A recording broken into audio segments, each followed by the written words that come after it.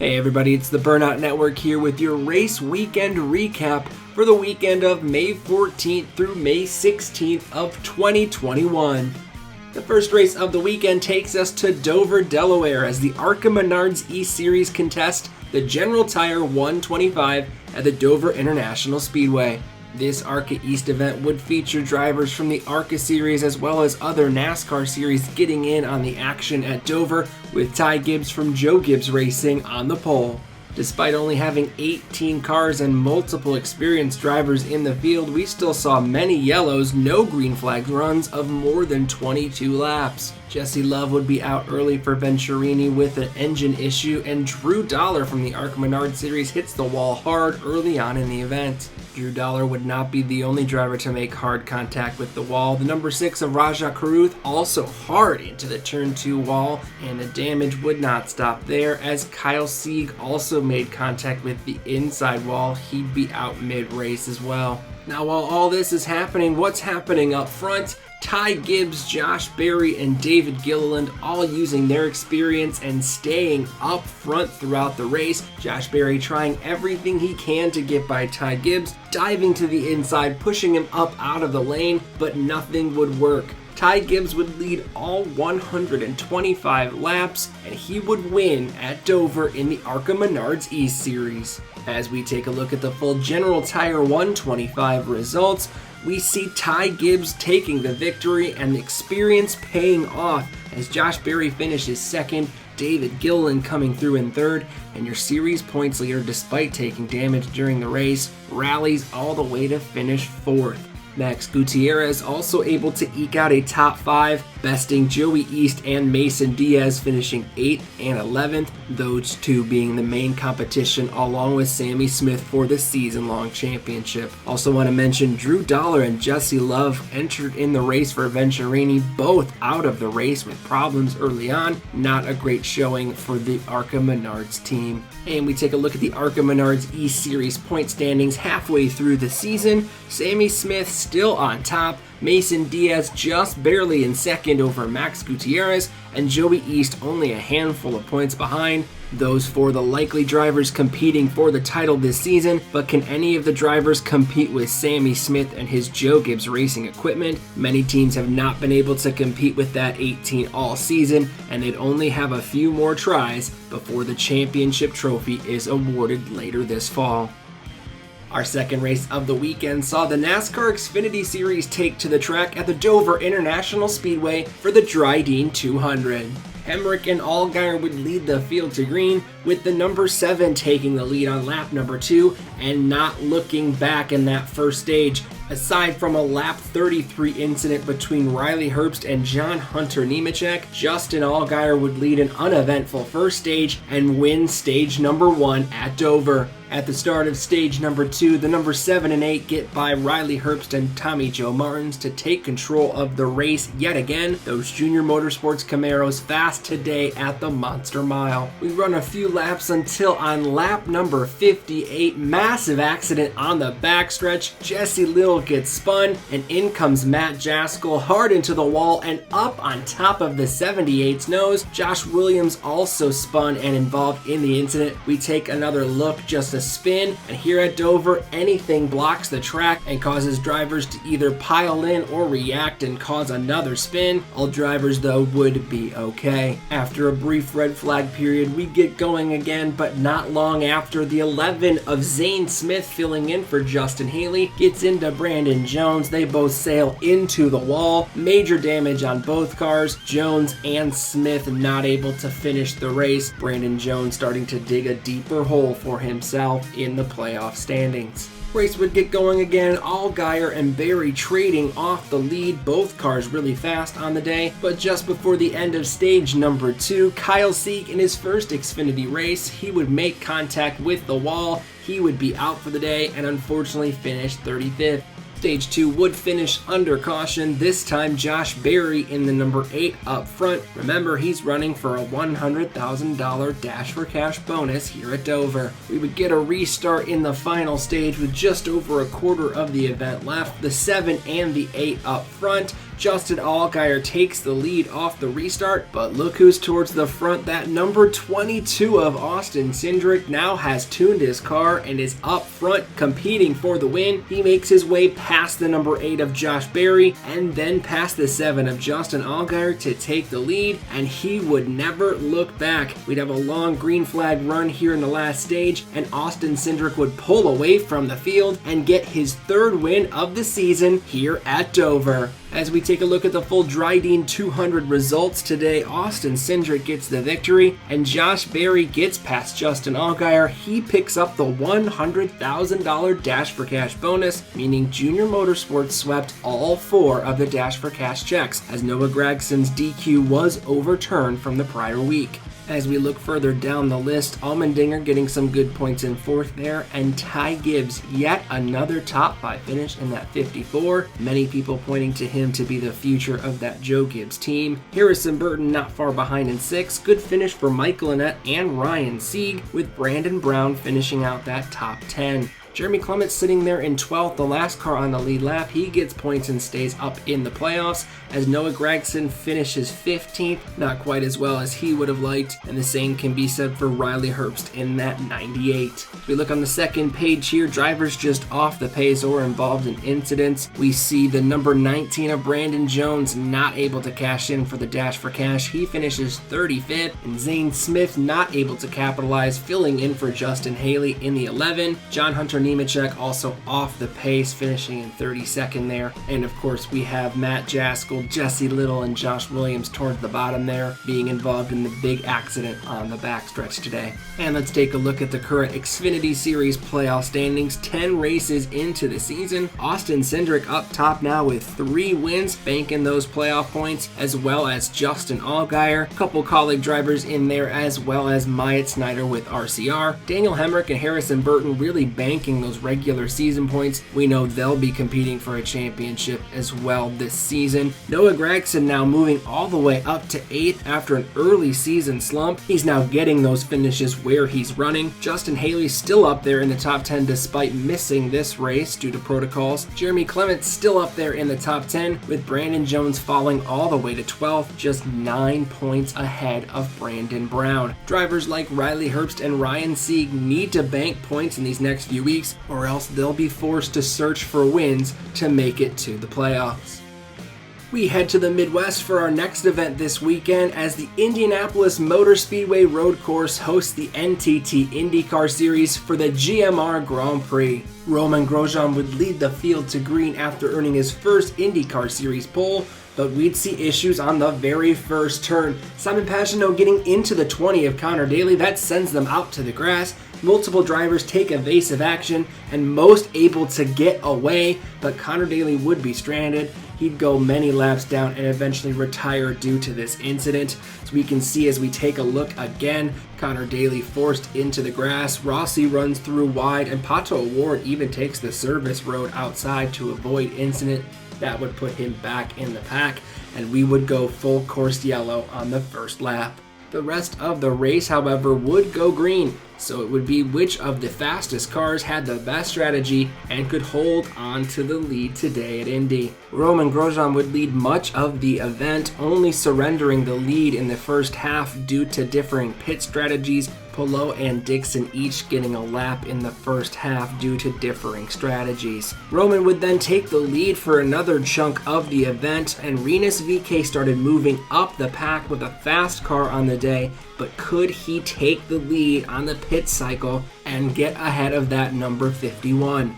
He would. On lap 48, he would assume the lead in front of Roman Grosjean and lead for 12 laps until drivers would begin coming in for their final pit stops of the event. Could the 51 of Grosjean on the pit cycle take the lead, or could he run down the 21 Ed Carpenter Racing Chevy?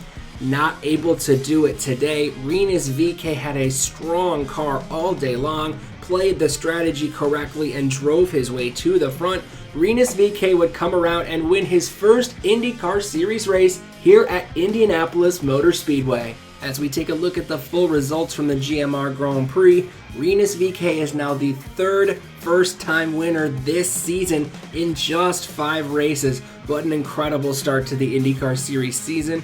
Romain Grosjean in second place, incredible qualifying, and he stayed there all day long in contention for the win. Great job from the ex-Formula One driver. Alex Palou there finishing third. Great start to the season. He's doing amazing things now in that Ganassi ride. Joseph Newgarden finishing fourth after an abysmal start to his season. Now gains major points. Graham Rahal with yet another top 5 finish. Looks like he might be a dark horse in this championship hunt. We look a little bit further down. Rossi with a 7th place finish. He'll take it after the beginning of his season in 2021. And Scott McLaughlin finishing ahead of Scott Dixon there down in 9th. Strategy did not work for Scott, but he still gained points here today. We look on the second side there. Colton Herta ran into issues during the event, going off course multiple times. He finishes 13th, just behind Ryan Hunter-Reay. Pato O'Ward not able to capitalize on his win in Texas, finishes 15th, just in front of Takuma Sato. As we take a quick look at the back end here of the results, Juan Pablo Montoya getting a race in before the Indy 500, finishing a lap down. Jack Harvey, again, a great car, but not able to capitalize on what he had today. Finishes back in 23rd. Jimmy Johnson able to run all but one lap today here at Indy, just one lap down. That's a modest improvement for the 48 car. And Connor Daly being your only driver not able to finish. As we take a look at the full IndyCar point standings after 5 races this season, Scott Dixon is still up top ahead of his teammate Alex Palou, only 13 points behind though in second. Great run for the young driver. And Joseph Newgarden sitting there in third after starting the season last. He moves all the way to third, just 28 points back. He is now in contention for the championship. Same can be said for Pato O'Ward, 30 points back with McLaren. And Graham Rahal sitting 5th in points, just above the race winner Rinus VeeKay. He could be a dark horse as we have double points at Indy and a doubleheader in Detroit, a track in which he has won at multiple times. Simon Pagenaud leads the trio of Team Penske drivers down in 7th through 9th, and Colton Herta being the only driver from Andretti Autosport in the top 10 in points, and barely sitting there in 10th. As we see Alexander Rossi on the right-hand side, 14th in points, 85 points behind Scott Dixon. Not a great start to the season for someone who said he wanted the championship or bust in 2021. Just to throw insult to injury, Romain Grosjean, who missed the 2 Texas races as he's not driving the ovals, is just one notch below him. Also want to note Jack Harvey there in 13th. He could easily be on that left-hand side competing, if not for a couple mechanical issues early on this season. Our 4th event of the weekend sees the final race in our Dover weekend as the Cup Series competes in the Drydene 400 for their 13th race of the season. Despite leading the opening few laps, Martin Truex Jr. would quickly fade and give way to William Byron and Kyle Larson from Hendrick Motorsports, a quick sign of things to come for the HMS team. Also in the opening 25 laps, Kyle Busch would have engine issues. He would be slow on the track.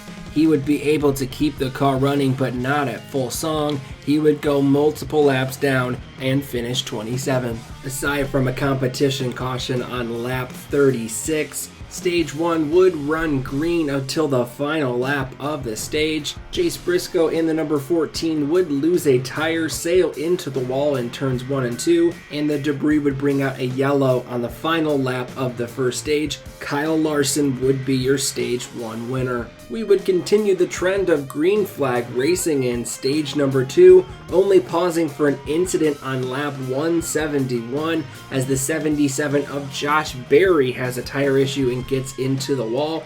Of course, he filling in for Justin Haley, who is out due to protocols. Stage 2 once again would be dominated by Hendrick Motorsports. Kyle Larson would be up front, but the 24, the 9, and the 48 would all run up towards the front of the pack, and they would earn major stage points in stage number 2, just like they did in stage 1. This time, they would take all 4 of the top 4 positions. We fast forward to lap 302 as the number 10 has a tire issue and gets into the wall in turn number 4, Aric Almirola does not seem to have anything but bad luck in 2021.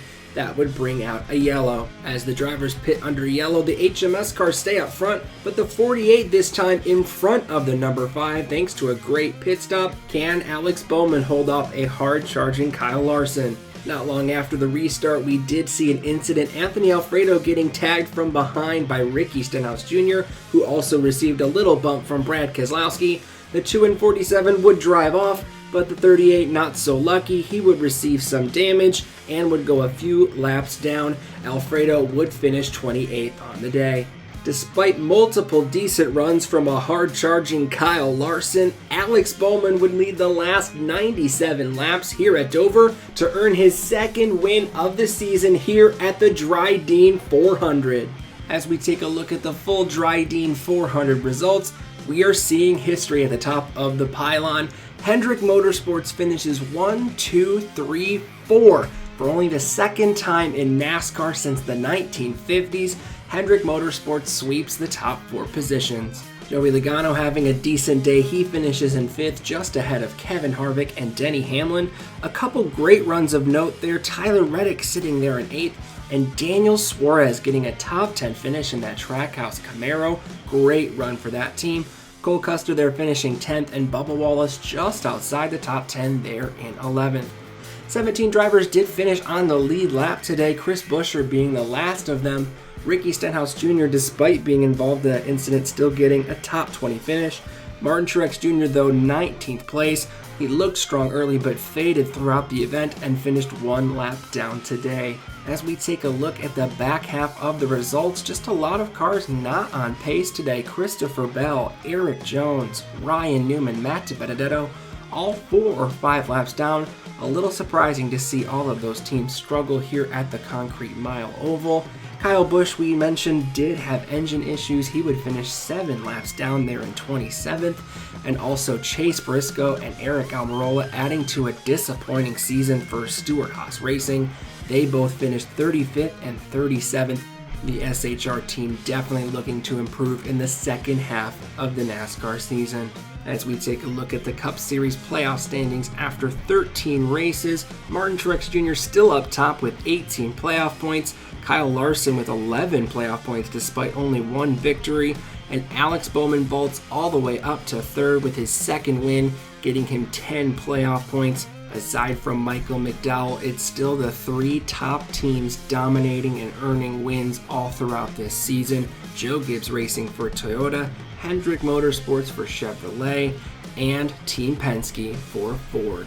Taking a look on the right-hand side as the left 10 are already locked in. Austin Dillon, Chris Buescher, and Tyler Reddick on the bubble, but they are currently ahead of DiBenedetto, Busch, Stenhouse, and Newman. They all need to improve their finishes on the second half of the regular season or make it to victory lane if they want a chance at running for the Bill France Cup.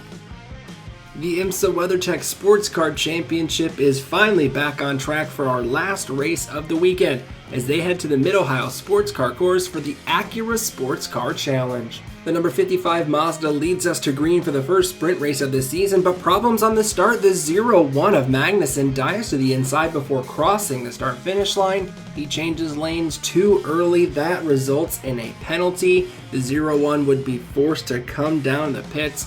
Kevin Magnussen, new to sports car racing, especially these sprints, and now he has to pay the price. He will be in the back of the pack and have to work his way forward. We see some action just in the first 15 minutes as the number 33 spins on the track but is able to get going. We stay green, and only a few minutes after that, the 31 of Pippo Durrani nearly spins as he cuts across the nose of a GTD car. He would lose multiple positions in that exchange, but he would be able to keep going. The number 55 Mazda was dominant early, so we jump forward just over an hour left in the 2-hour and 40-minute race. We see problems. Farnbacher goes off the track. He loses some positions, but he's able to keep moving forward. He rejoins the track and continues racing. And just a few minutes later, just before the hour left to go, Mark, the 16 of Patrick Long, spins off the nose of the number 9 Vanthor behind the wheel at the time. The 16 gets stranded in the sand. That creates a full course yellow, it would be our only caution period of the day. The yellow flag did come out during green flag pit stops, meaning it flipped the strategy on the event. The number 31 Whelen Engineering Cadillac for Action Express will now be up in front of the rest of the prototypes as we get back to racing. But just behind them is that number 10 Acura from Wayne Taylor Racing. They get past the number 31 just a few minutes later, and they look to leg up in front of the field. We fast forward now 23 minutes left in the race. The number 54 Core Autosport LMP3 spins in the carousel, hits the tire barrier, does cause some damage, but they are able to keep going. Colin Brown guides it back to the track, and we stay green.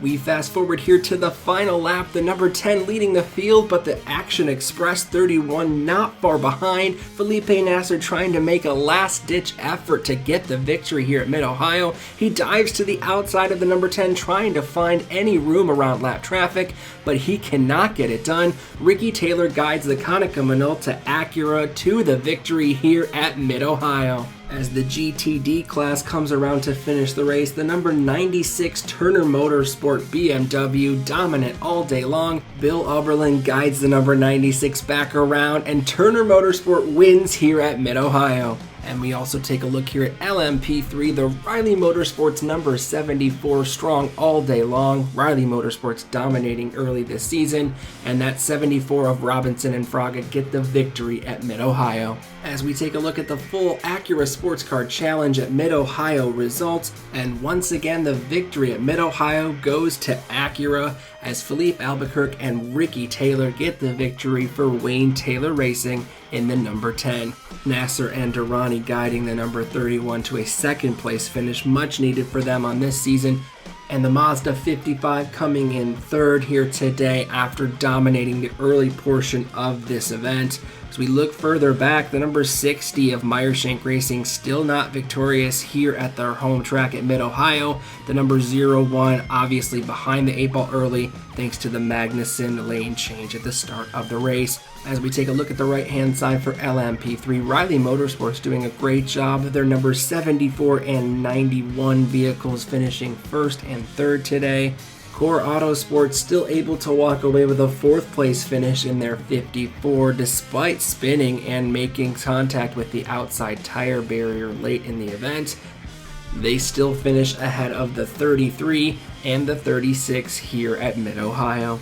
As we move on over to the GTD class, as we mentioned before, the 96 from Turner Motorsports doing a fantastic job here at Mid-Ohio, leading much of the event and gaining the victory.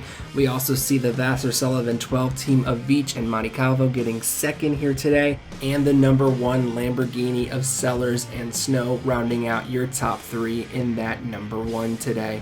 We take a look and see that Farnbacher was still able to guide the 76 to a top 5 finish despite going off course during the event.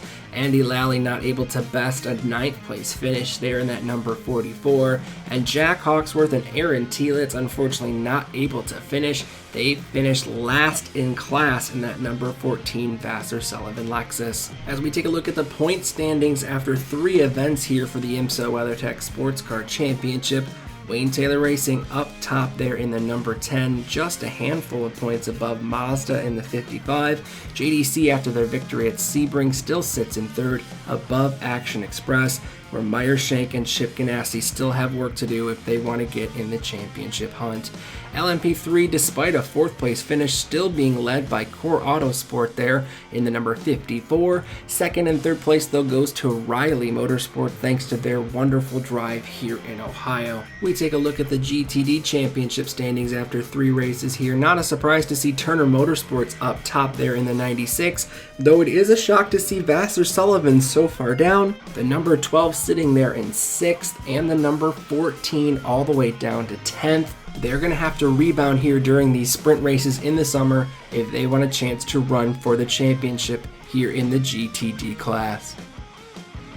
And that'll do it for your race weekend recap for the weekend of May 14th through May 16th of 2021. Be sure to check out our race weekend schedule for May 21st through the 23rd of 2021. You can do so by clicking the card in the top right hand corner to watch that video. Be sure to like the video if you enjoyed it and comment down below if you think we'll get another first-time winner in the NTT IndyCar Series. Be sure to subscribe to the Burnout Network for more great racing content, and until next time, burn it down!